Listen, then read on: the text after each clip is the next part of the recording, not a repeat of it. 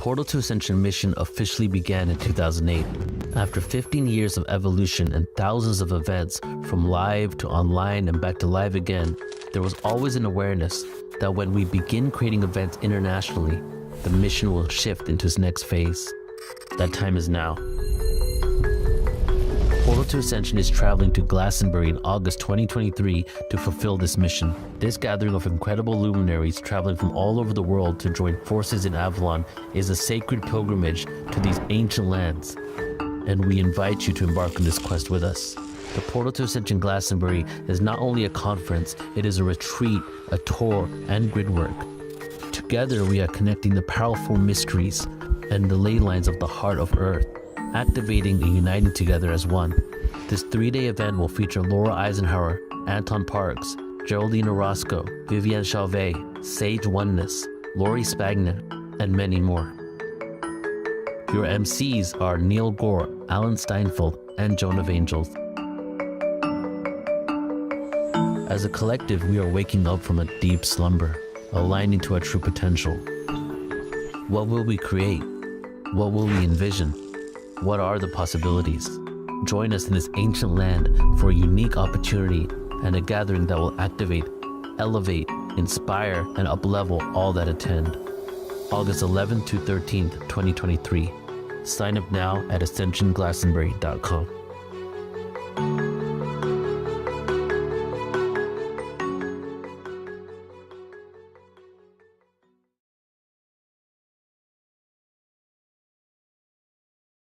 Our next speaker for this conference, we have Isaac Mars joining us. And Isaac, as an author, spiritual guide, and theoretical physicist on the team of scientists at the Alliance for ET Diplomatic Contact, Isaac Mars is shattering old paradigms with his new book, Unity Theory. By achieving global disclosure on the science of spirituality, Isaac believes that we can come together to create a world where science is limited only by our imagination.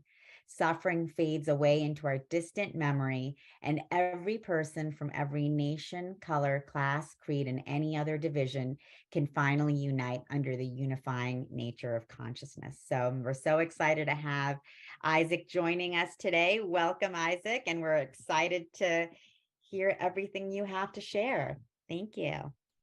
Thank you so much for the amazing introduction, Tangela. It's always a pleasure to connect with you. You're a beautiful soul, and I just see you so much in your calling and your passion and your mission here. So it's an honor to be here, to be on board with Soul Search and Portal to Ascension. Thank you, Neil, for everything that you're doing.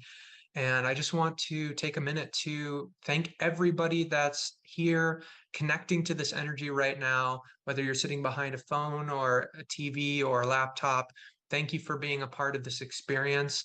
You know, I wouldn't even be here if it wasn't for you. So it's an honor and a pleasure to get to know you. A little bit about me is that I had my awakening back in 2021.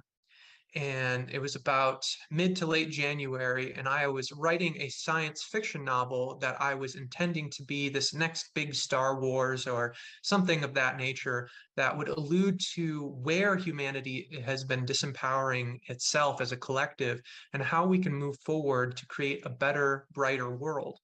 And I was going to do this through storytelling.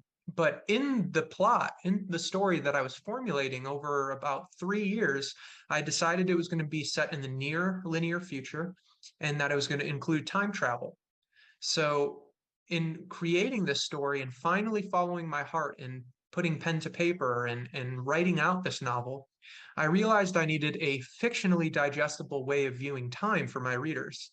So I did what any good logically minded person would do, and I started researching what we knew about time. And it led me to Einstein's theory of relativity.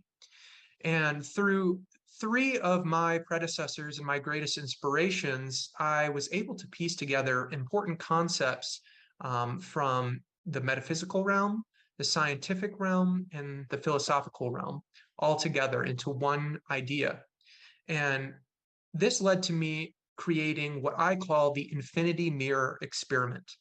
What the infinity mirror experiment is the first explanation to explain to anybody in standard society how time really works. As Einstein said, physicists like us know that the past, present, and future are merely a stubbornly persistent illusion. In truth, everything is happening right now. They call it simultaneity in mainstream science. I call it chrono-concurrency. Chrono meaning time, concurrency meaning multiple events taking place at the same time.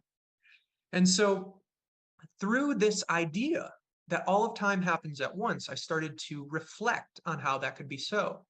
And I imagined the past happening at the same time as the present. And I thought of the past in terms of how we often reflect on it. And that word reflect kept echoing in my mind. And I said, there's something there.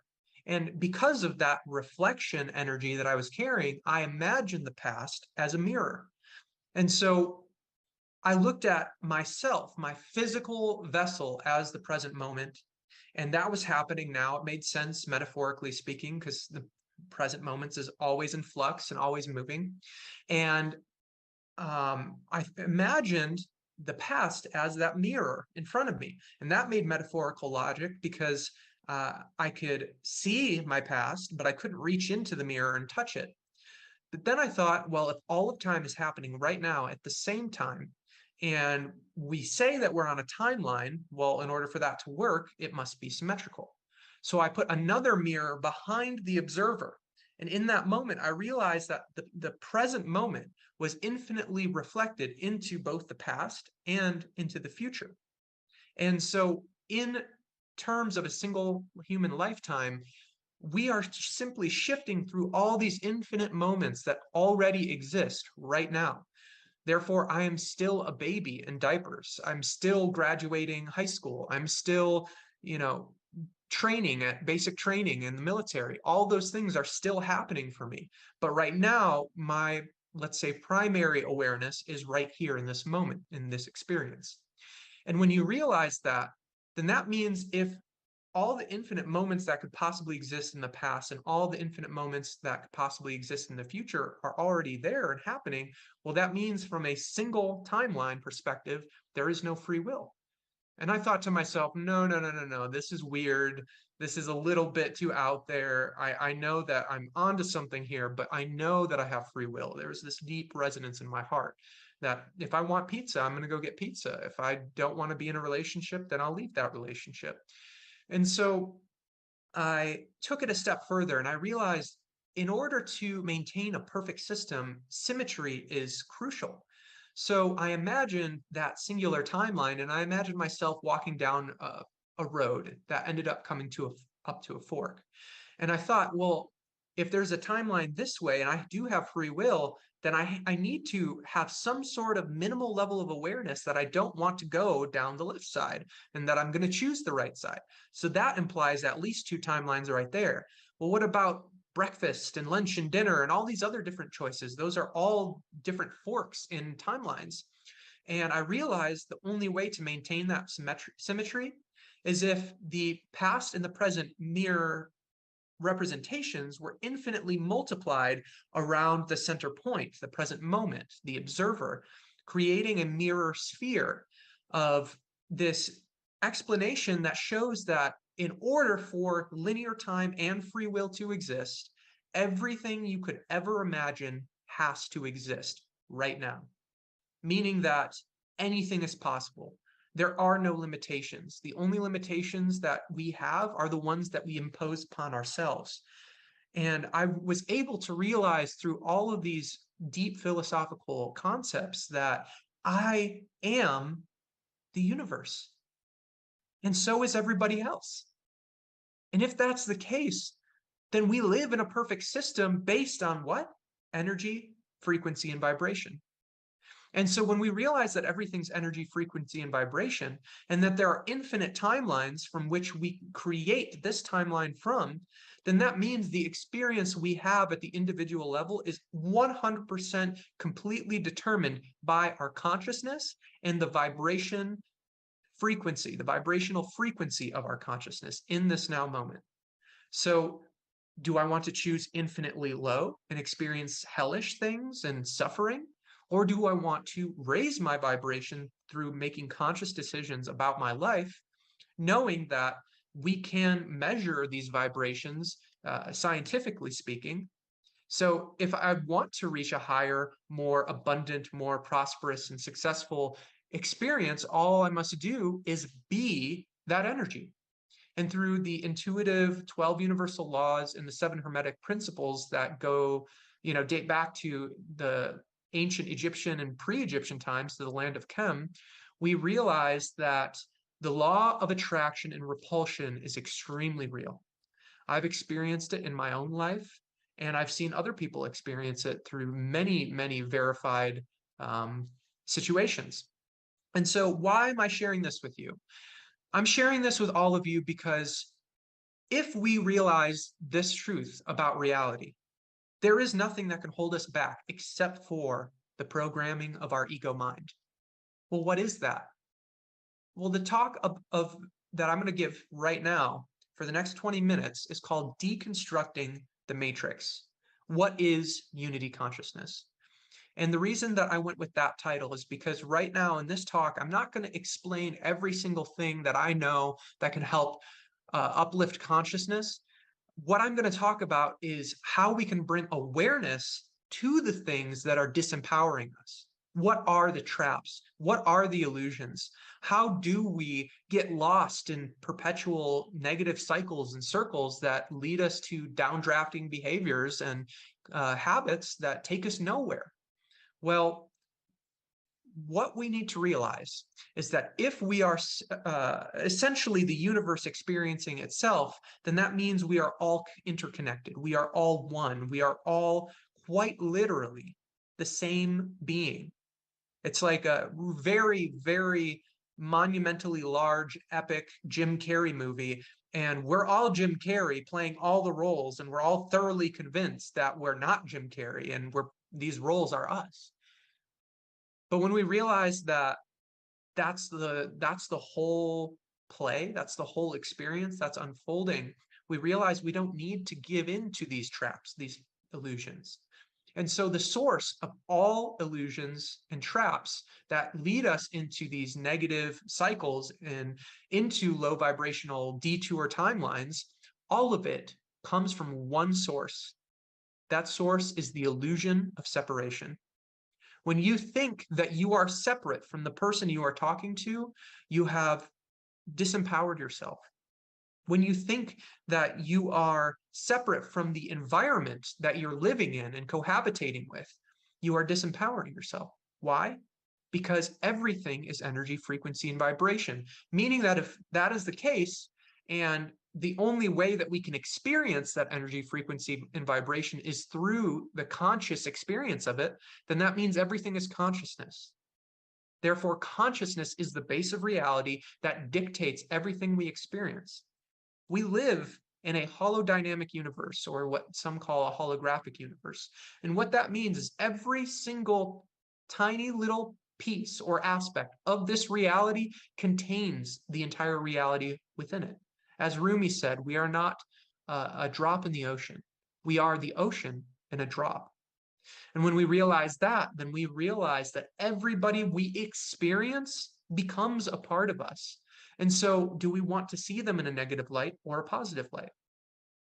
And so let's dive into some of these distractions, some of these traps that we can find ourselves stuck in if we aren't acting from a super conscious state or a higher consciousness. And so I want to go through everything that I can within what I call the matrix of society. And one thing I like to always say in my talks, usually at the beginning or just when I remember, is everything I'm saying is what I have experienced. Everything that I claim to have gone through is absolutely true for me. And I don't really care what other people think about what I say. So feel free to disregard with anything that doesn't resonate with you, and feel free to integrate the things that do feel resonant and that work for you. And so when we look at the matrix, we can see that since there are infinite realities, well, how could we possibly get caught up in this big illusion?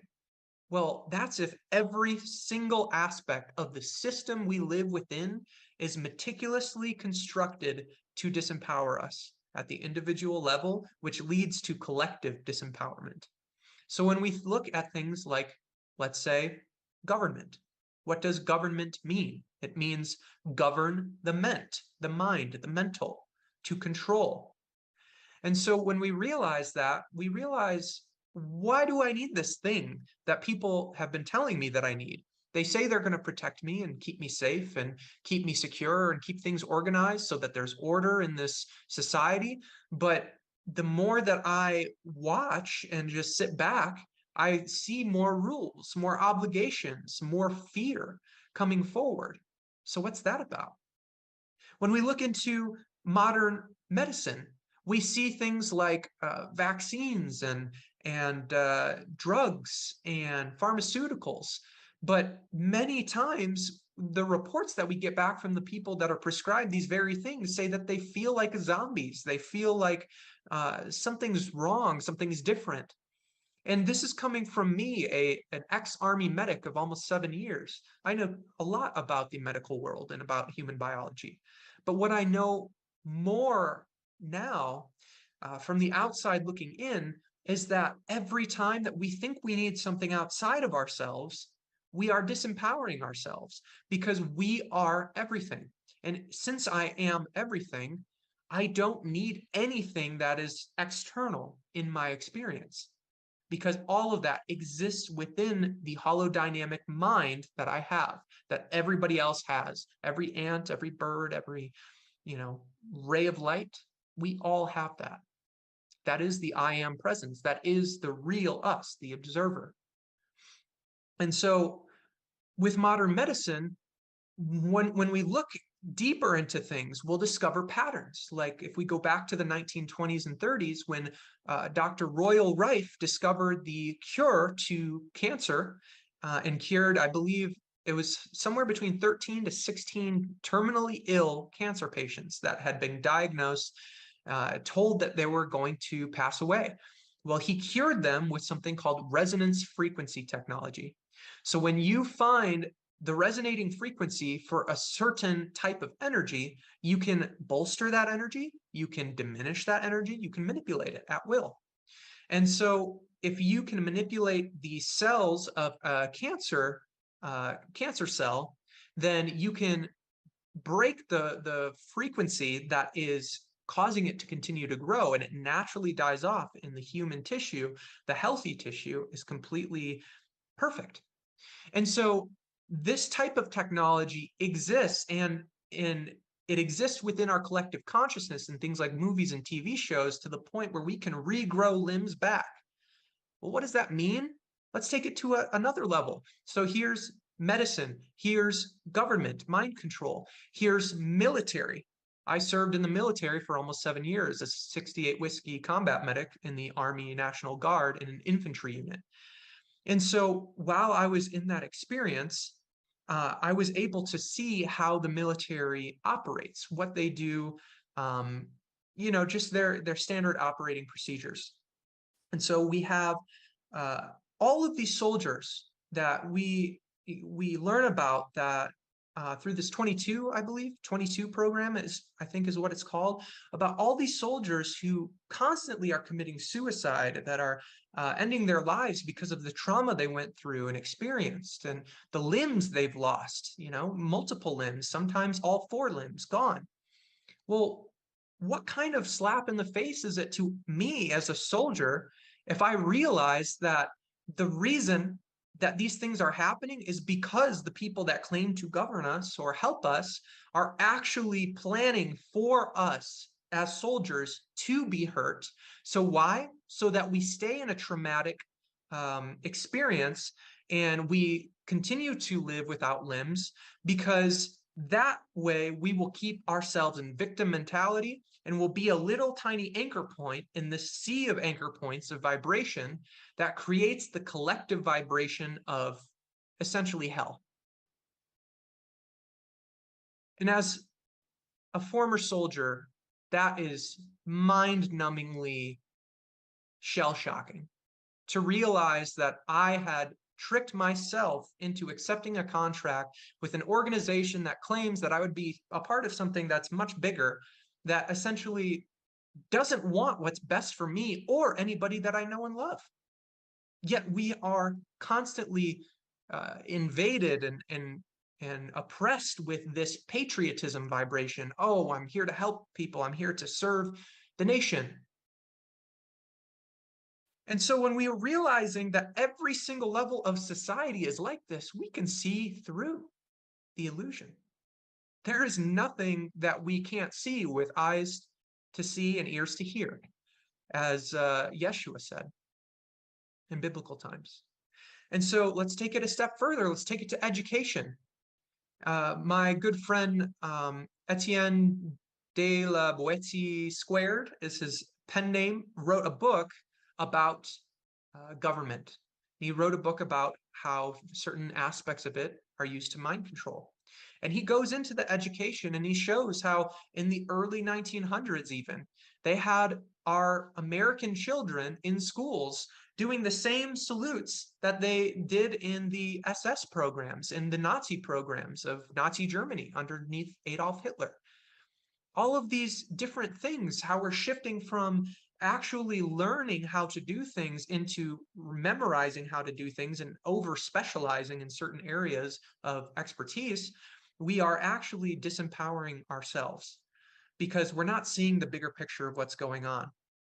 And so we are taught in educational systems to become followers, to become someone that listens to orders, responds without their own critical thinking, but trusts others and, professionals and the experts with the hard things.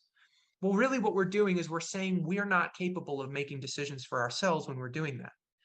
And then so we take it further, and we look into law and law enforcement. And we realize what is going on here. For me personally, in my experience, I am part of this global human sovereignty movement where we're all learning our true power. And at the end of the day, in this holodynamic universe, philosophically speaking, you are God. And so am I, and everything else. And so God can't force God to do anything that God doesn't want to do. So how do they trick us to comply with their laws and legalities and codes and policies? They use words. They use babble. We live in Babylonia. We live in Babylon. And the words that we're saying to each other are illusions. If you ever get into an argument and you explain to the person you're arguing with that you are done and that you are open to continuing arguing as long as you don't use words, see where it goes. It'll stop right there because you'll realize if you're not using words, you're not disempowering yourself. And this is crucial in every relationship you ever have, because if you realize that the words of others have no power over you unless you imbue them with the power of your own belief, when you realize that, you're liberated from any argument, any trigger that you could possibly have in a conversation. You maintain that authentic, higher level of awareness and consciousness. Nobody can shake you. Nobody can take your peace from you. You have to give it to them. And that's because God can't force God to do anything God doesn't want to do. And so when we look at legal issues and the world of law, we realize that all of these words, they don't actually mean what we think they mean. When we submit to form to the court, we're actually submitting to their authority. We are bowing down, getting on a knee, and becoming a slave. And all of this slavery, which is rampant throughout every level of the matrix of society, we realize that we need to choose it. We have been conditioned to choose it, and it will continue on until we say no. Enough is enough. And through the law of perpetual transmutation of energy, we learn that every higher vibrational frequency is innately more powerful than a lower vibrational frequency. So if you're operating from here and somebody else is operating from here and the thing happens, the thing will happen in your favor. And if it doesn't seem that way in the moment, that's because you don't have the bigger picture, or your ego mind, the part that you call you, doesn't have the bigger picture. And so if you stay in the faith in that moment that everything is working out in your favor, you will see that reflected back to you through the law of attraction, through the law of correspondence. What we think creates our reality. And so we realize that through certain ways of viewing these situations, we can get out of the system completely. For example, in regard to law, I am a sovereign divine being, and I have taken my birth certificate name out of the Cesta KV Trust, which is something I really recommend anybody learning about sovereignty to learn about and to look up and to research. When we take our birth name and our all caps name, which is our corporate name, corporate meaning dead name, out of the Cesta KV Trust, then we have full power of attorney over that name. And we reclaim our sovereignty that we technically, I believe, gave away at birth through a psychic contract by stamping our little foot on that birth certificate. And by doing that, I have been in a situation where I was arrested on the way to Mount Shasta to a conference I was going to speak at that I spoke at this summer.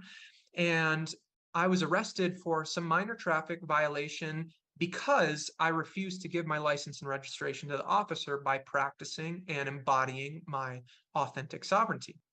And in doing so, there was all of this chaotic stuff that I had to experience. But in so doing, I just thought, wow, this is really strange. This is an interesting manifestation. I know everything's working out in my favor, though, even though I'm stuck in jail for a night. And then when I got out of that situation and I confronted the judge in the courtroom over a virtual hearing, I had her shaking like this with her paperwork because I was calling her out and saying, you are lying. You are committing fraud, and I can prove it without a shadow of a doubt by the words you're using, knowing that I am a sovereign being. She said to me that there would be a warrant out for my arrest. And since then, it has been my experience that that was an absolute lie. I ended up running out of gas for an interesting reason on the way back to Mount Shasta at some point over the last month or so. And the people that helped me were the police. And so every time a police officer stops, they always check the license plate of the person they're stopping behind. Anybody in law enforcement knows that. And so if they had the authority to arrest me with that warrant, claiming that I refused to comply with an officer's order, which is allegedly a felony, then I would have been arrested on the spot and thrown back in jail until I figured out the situation. But the thing is, they don't have that authority because I know who I am. And I will not let anybody convince me, coerce me, manipulate me, oppress me. I know my power. And so I could go on and on and on, but if you look at things from this perspective, if you really are the universe, you are God or goddess incarnate, then it makes sense that you would put yourself in a reality where everything is meticulously designed to disempower you. Let's look at mental health. Why do we call it mental health? Why don't we call it something else? Why don't we call it holistic health? Health overall? Because if we're talking about the mind and the mind alone, we're missing out on half of the equation.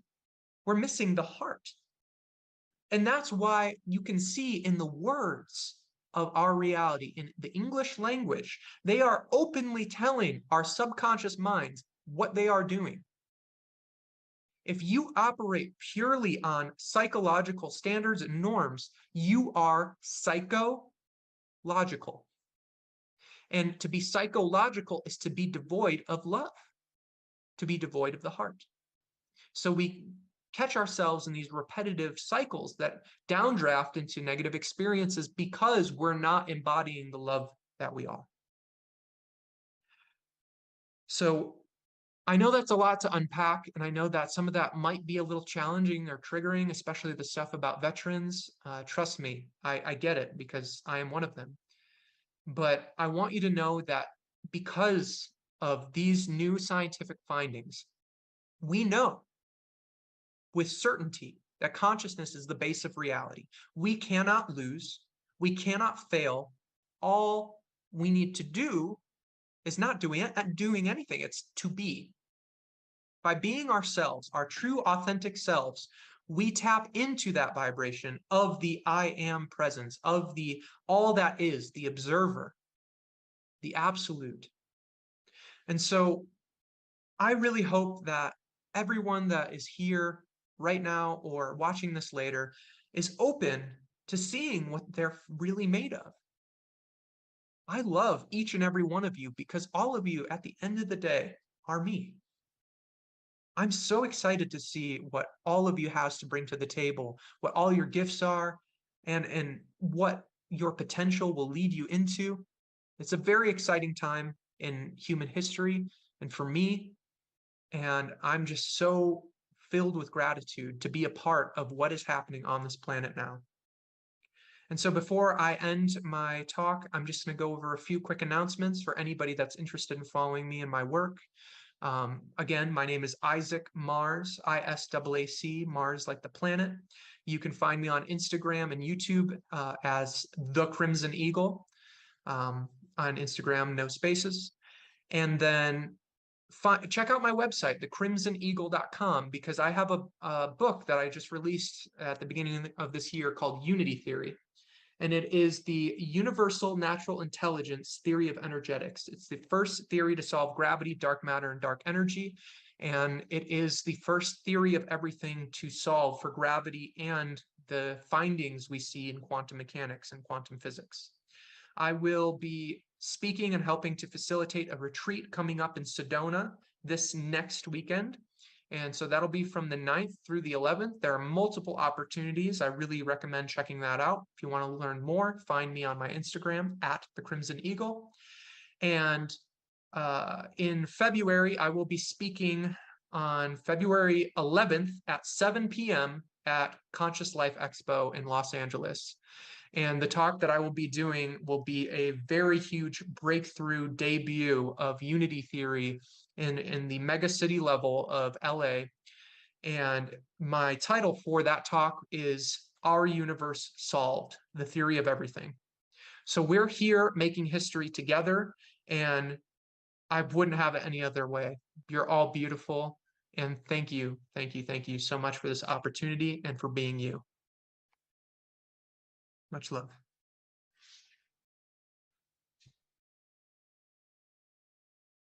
Thank you, Isaac, for that amazing talk. I love your passion and also your personal examples of, living the sovereignty of which you speak. And I love that. So thank you for sharing the bravery and courage and the example of which you are living your life and, bringing through this new energy of the new paradigm of sovereignty and unity and our cosmic consciousness coming together as one. So really appreciate you, brother. Thank you so much for your contributions always. Thank you. And I just wanted to say, because I didn't have too much time, the reason that I had in my title, What is Unity Consciousness, is because at the end of the day, the matrix is aimed at unity consciousness. How can we keep them out of it? And so that's just a little seed I'd like to plant for everybody. But thank you again, Tangela. Thank you. Great talk. I really appreciated that. I think someone in the chat was asking about if your book was available in hardback. Is that what that question was? Yeah, I have physical copies of my book. Yes, if anybody would like a physical copy, just reach out to me over my social media and we'll get it squared away. They're $22 donations, and I just have asked the person to pay for the shipping, and I have no problem. And we can do wholesale as well. So thank you. Thank you, Isaac. I look forward to meeting you when you're at Conscious Life Expo. Me too. Much love, Michelle and Tangela. Bye, everybody. Have a wonderful rest of your night and have a beautiful experience in this portal to ascension. Thank you, Isaac. Love you, brother.